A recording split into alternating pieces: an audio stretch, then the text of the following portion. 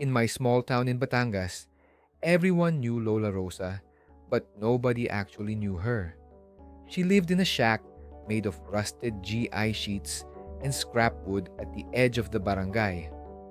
Every afternoon, like clockwork at 5 p.m., a thick savory steam would rise from her chimney. But Lola Rosa wasn't the sweet grandma type you see in movies.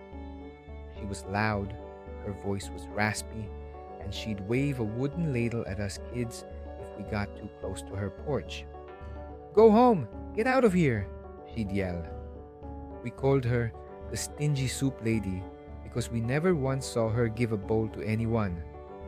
We thought she was just a lonely, bitter woman, hoarding her food while the rest of us struggled. Then came the great flood of 2026.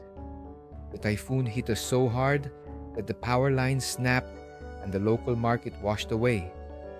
For 3 days, our stomachs were screaming. We were huddled in the community center, shivering and hungry. That's when my dad noticed something strange. The smoke from Lola Rosa's chimney had stopped.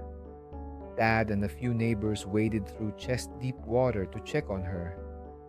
They expected to find her protecting her hoard of food. Instead, they found her front door wide open, swinging in the wind. The inside of her shack was heartbreaking. There was no bed, just a thin mat on the floor. No TV, no radio.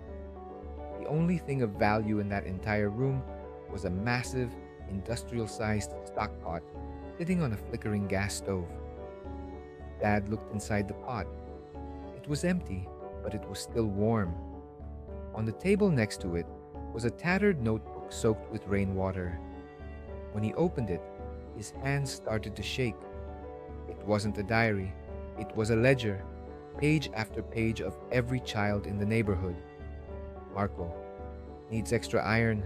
Hide the malunggay in the broth. Elena, allergic to shrimp, use extra ginger for her cough. Junjun always asks for seconds. Give him the biggest potato. We realized then, Lola Rosa wasn't hoarding food. She was spending every single centavo of her government pension to buy meat and vegetables for us. She would cook all day, then walk miles in the dark to drop off containers at the back doors of the poorest families so they wouldn't feel the shame of charity. She yelled at us to stay away because she didn't want us to see how little she had for herself. They found Lola Rosa at the evacuation center, collapsed in a corner. She hadn't eaten in 4 days because she gave her last ration of rice to a crying toddler she didn't even know. When she finally opened her eyes and saw us, she didn't yell. She just whispered, "Is the soup pot still warm?" The kids, they need their strength.